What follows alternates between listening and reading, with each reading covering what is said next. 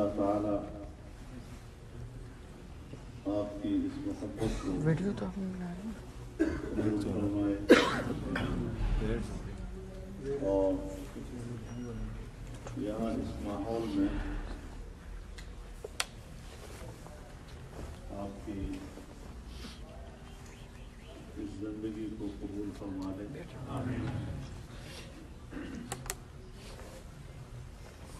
آج بھی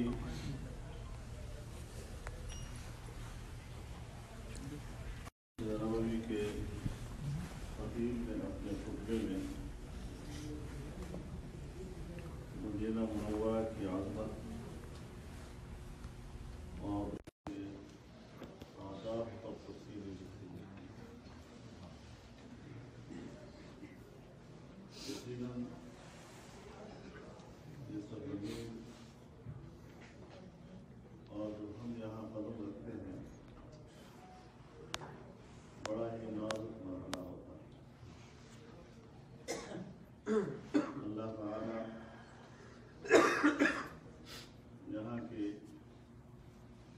قیام کے دوران ہمیں اس کے آداب کو محفوظ رکھنے کی بھی توفیق عطا فرمائے.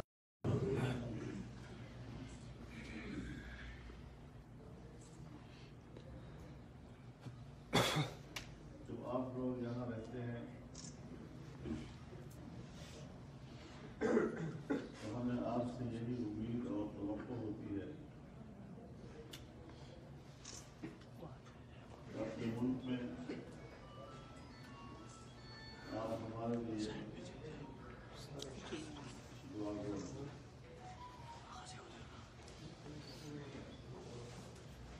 یہ ہماری خوش قسمتی ہے کہ ان مقامات مقدسہ میں ہمیں اتنی بڑی تعداد میں دعا کروائی ہے.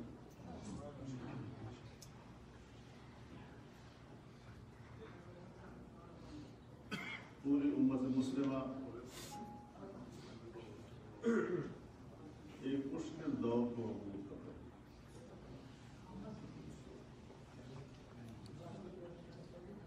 مسلمان چاہے ایشیا میں ہو، چاہے مشرق وسطیٰ میں ہو، چاہے یورپ میں ہو، ظلم کی چکی اور دنیا بے رحم ہو کر مسلمانوں کو نوچ رہی ہے.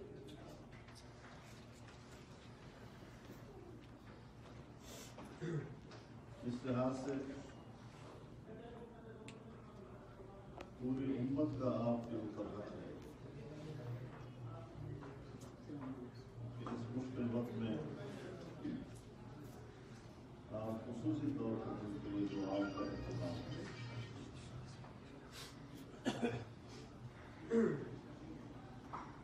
ہمارے تو کام کے حدود پاکستان میں، لیکن پوری امت کے لیے فکر مند ہونا یہ ایک مسلمان کے لیے اس کے مؤمن ہونے کی علامت ہوتی ہے. جناب رسول اللہ صلی اللہ علیہ وسلم مثل المؤمنین فی توادهم وتعاطفهم وتراحمهم كمثل جسد واحد إذا اشتكى عينه اشتكى قلبه وإذا اشتكى رأسه اشتكى قلبه وإذا اشتكى عضو تداعى له السائر والجسد بالسهر والحزن.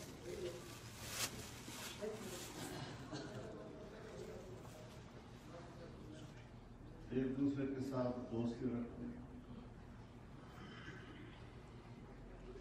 ایک دوسرے کے ساتھ ہمدردی رکھتے ہیں، ایک دوسرے پر مہربان ہونے میں مسلمان مومنین ایسے ہیں جیسے کہ ایک دوسرا انسانی جسم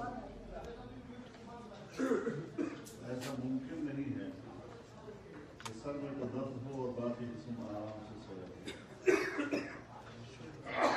آنکھ میں درد ہو اور باقی جسم آرام سے سو رہا، جسم کے کسی حصے میں درد مچل رہا ہو اور باقی جسم آرام سے سو جائے، یہ ممکن نہیں۔ پورا جسم بے قرار ہوتا ہے، ساری رات جاگتی گزرتی ہے، بخار کے حالت میں گزرتی ہے۔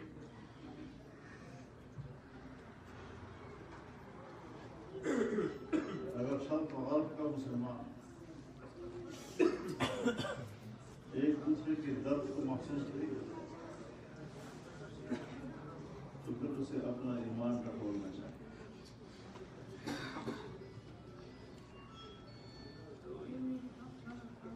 تو اگرچہ پوری امت کے لیے فکر مند ہونا یہ جو ایمان کی عادت ہے، لیکن اللہ رب العزت نے ہر مسلمان پر کچھ احسانات کیے ہیں،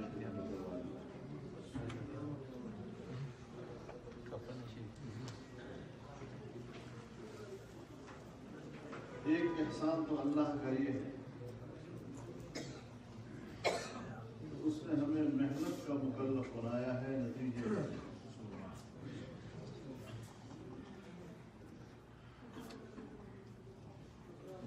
آپ کے ہاتھ میں آتا ہے یا نہیں آتا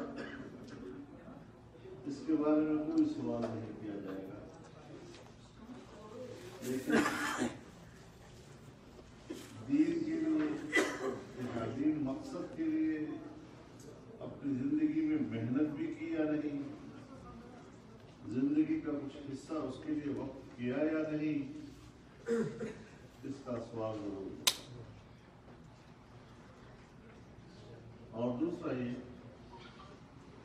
کہ اللہ تعالی نے ہمیں اپنی استطاعت کے مطابق مکلف بنایا ہے، جتنا ہمارا بس چلتا ہے اس حد تک تو ہم مکلف ہیں۔ اگر کوئی چیز بس سے باہر ہو، انسانی قوت سے باہر ہو، تو اللہ تعالی نے ایسی محنت اور مشقت ہم پر لازم نہیں، یہ اللہ کی طرف سے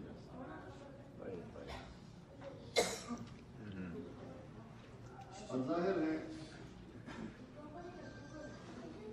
کہ اللہ رب العزت کا اپنے بندوں کے ساتھ تعلق رکھنے کا اپنا انداز ہے۔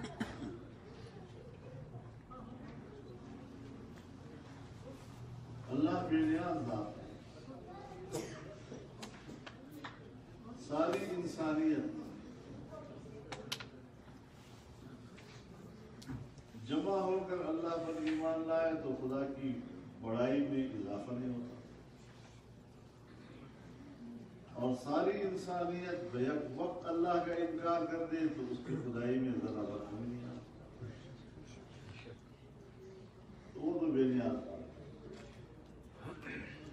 اس لیے بڑی وضاحت کے ساتھ ہم سے کہتا ہے تو مجھے یاد رکھو گے تو مجھے یاد سیدھا طور پر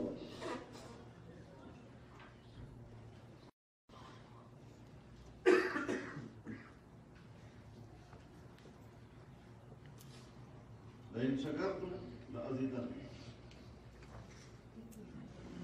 آپ نے میری نعمتوں کا شکر ادا کیا تو میں اس میں ضرور اضافہ تاکید کے ساتھ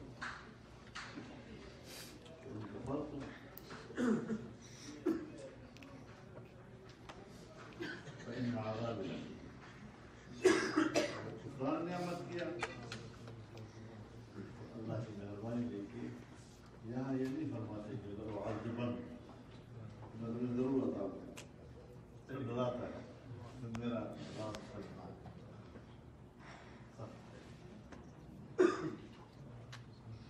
اور یہ بڑی ذات کے خیر نشان وعدہ کرے تو پورا کرے. بادشاہ اگر کسی کو کہہ دے کہ کل آؤ میرے دربار میں تو میں تجھے انعام دوں گا، تو اگر نہ دیا تو لوگ کہیں گے بادشاہ کو اتنا بڑا آدمی ہوگا، وعدہ کیا تو پورا نہیں کرتا. اللہ کی ذات تو بہت زیادہ حقدار ہے اس بات کی کہ جس کا وہ وعدہ کرے گا اس کے سامنے پورا کرنا چاہیے. لیکن اگر بادشاہ کہہ دے کہ کل آؤ میں تمہیں میدان میں چوک پہ کھڑا کر کے تمہیں درے ماروں اور کل جب آدمی پیش ہو جائے وہ کہتے معاف بادشاہ کے شاید. تو اگر عام انسانی بادشاہ اس کا مقام یہ ہے کہ معاف کرنا اس کی عظمت کی دلیل ہوتی ہے. آپ حضرت کے بارے میں سوچیں کہ پھر تمام دینے پہ آتا ہے تو ضرور اضافہ کرو. جب عذاب کی دھمکی دیتا ہے تو کہتے ہیں میرا عذاب تھا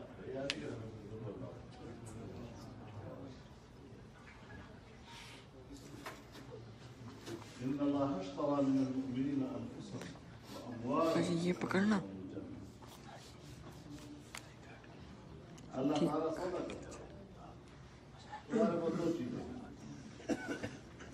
ایک تمہاری جان اور ایک تمہارا مال. یہ دونوں میں نے خرید لی اور جب میں نے خریدی تو قیمت کیا ادا کی میں نے؟ اللہ فرماتے ہیں جنت میں نے. اور ہماری جان کیا چیز ہے، ہمارا مال کیا چیز ہوگا. اور پھر ہم اپنے ساتھ غور کرنے، سوچیں ذرا، مراقبہ کرنے کہ ہم نے اپنی جان کا کتنا حصہ اللہ کے راستے میں دیا ہے اور اپنے مال کا کتنا حصہ ہم نے اللہ کے راستے میں دیا ہے. اور اگر دیا بھی ہو تو پھر اس کے لیے نیت کتنی خالص تھی وہ بھی انسان کو بہت پتہ ہوتا ہے. اور اس کے بدلے میں انعام، اس کے بدلے میں اس کی قیمت جنت. سارے اور الى مغفرۃ من ربکم وجنۃ عرضها السماوات والارض. وہ جنت جس کی چوڑائی پورے آسمان اور زمین، چوڑائی. تو اس اعتبار سے ہمارے اکابر نے جو ہمیں راستہ بتایا،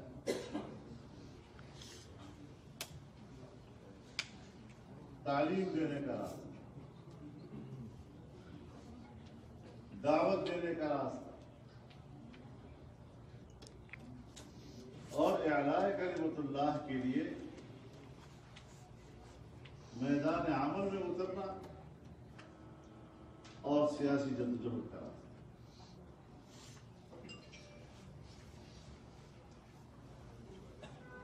یہ ہمارے اکابرین و اسلاف کی امانت ہے جو جمعیت علماء اسلام کی صورت میں، مدارس کی صورت میں ہمیں ہمارے پاس ہے.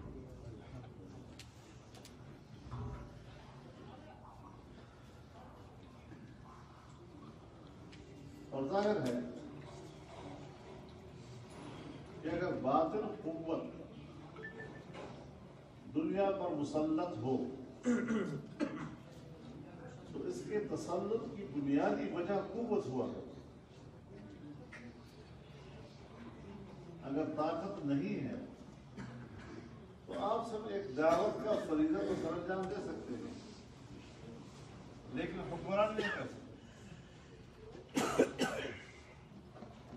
اور اگر اللہ حاکم ہے اور اس کے دین اور قانون کا تقاضا یہ ہے کہ حاکمیت اس کی ہو، تو پھر اس حاکمیت کو قائم کرنے کے لیے خود قوت بننا پڑے گا.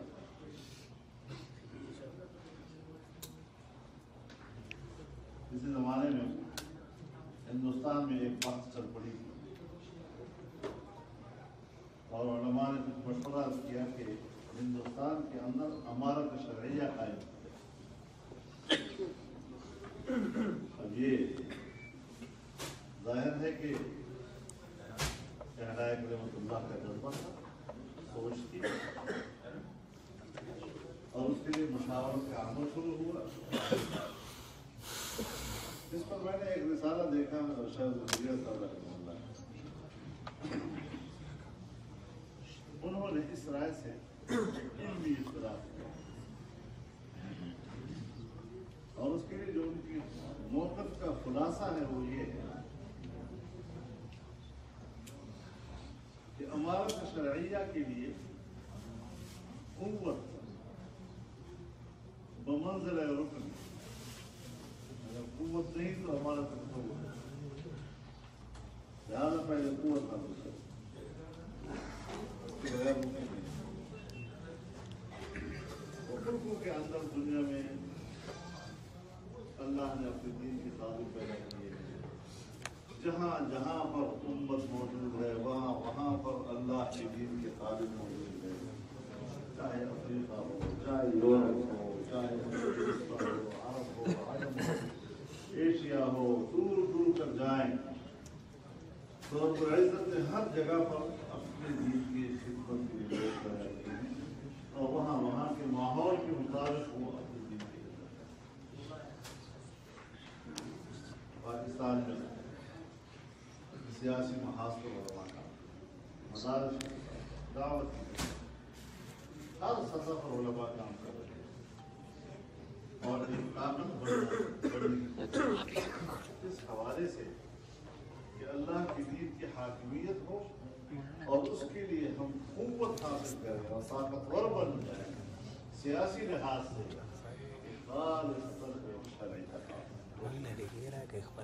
اس پر ہم نے سیاست کا نام دے کر مسترد کر دیا، یہ سیاست کی برائی والا کام، یہ بھی انبیاء کا کام ہے۔ جناب رسول اللہ صلی اللہ علیہ وسلم كانت بنو اسرائیل تسوسهم الانبیاء كلما هلك نبی خلقه آخر ولا وسيكون ذلك۔ بنی اسرائیل کی سیاست انبیاء اکرام کیا ہے، ایک پیغمبر جاتا تھا تو دوسرا اس کے سیاسی نظام کو سنبھالتا، اور اب آخری پیغمبر سیاسی نظام کو سنبھالنے میں رہا، تدبیر و انتظام میرے ہاتھ میں، اور میرے بعد پھر میرے خلفاء آئے، یہ سلسلہ جاری۔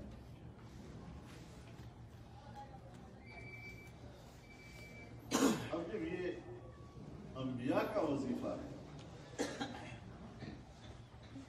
تو آپ اپنے ملکوں میں ذرا جائیں، علماء مسئلہ بیان کرتے ہیں العلماء ورثۃ الانبیاء، علماء جو ہے وہ انبیاء کے وارث ہیں۔ اب ہم وہاں اپنے ملکوں میں دیکھتے ہیں کہ اگر محراب کے اندر مصلی ہے تو ہم کہتے ہیں یہ رسول اللہ صلی اللہ علیہ وسلم کا میراث ہے، اور یہاں پر عالم کے بغیر کوئی کھڑا نہیں، عام آدمی کھڑا ہو کے دکھائے۔ اگر ممبر رسول ہے ہم ممبر رسول کہتے ہیں صلی اللہ علیہ وسلم، وہاں میں عام آدمی کو بیٹھ کے دکھائے گئے، وہاں ہمارا دعویٰ ہے اور تو پھر اگر مسند سیاست ہے اور مسند حکومت ہے تو کیا وہ رسول اللہ کو مسند نہیں؟ اس کی وراثت ہم نے کسی اور کے حوالے کر دی، فاسق و فاجروں کے حوالے کر دی، دنیا داروں کے حوالے کر دی۔ اس حوالے سے ہر ایک کو اپنے گریبان میں جان کر سوچنا۔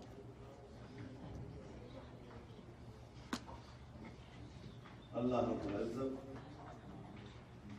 اس دور میں جب کہ ہر طرف لوگ دین کے پیچھے اسلام کی بات کرو تو بس اس کا معنی یہ ہے کہ آپ کی بات کرو۔ ہمیں لوگ کہتے ہیں تم تو پڑھانا پسند ہے، کچھ جدید دور ہے،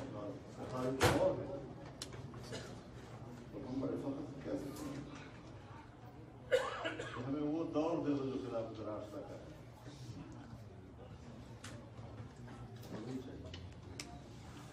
मुसलमानों के शौकत का जमाना गुजरा, अब्बासी हुकूमत गुजरी है, उस्मानी हुकूमत गुजरी है, मुगलों की हुकूमत गुजरी है, पूरी दुनिया पर मुसलमान अपना आज बिखर गए।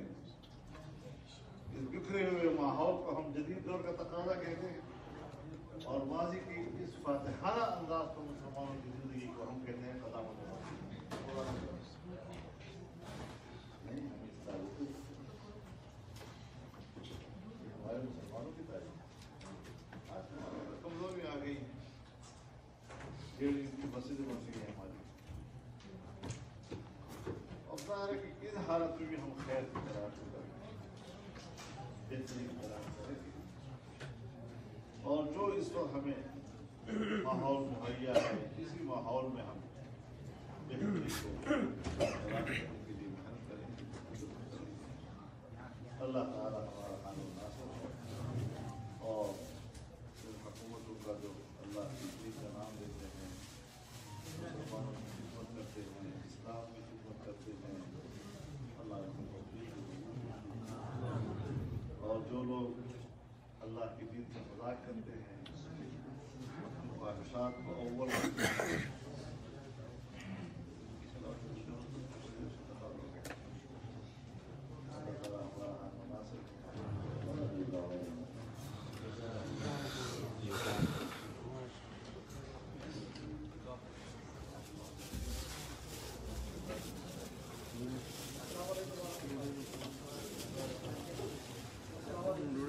Yeah, okay.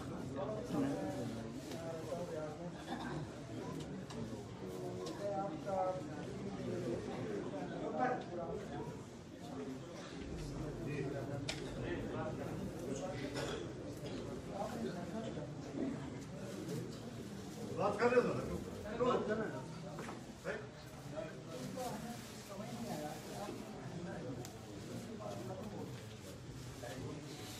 ये तो पाकिस्तानियों को भी समझ में नहीं आ रहा, आप यहाँ कैसे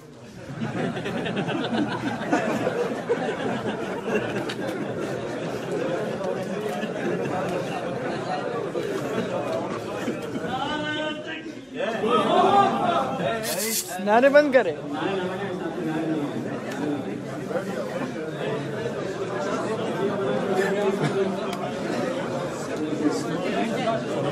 साउंड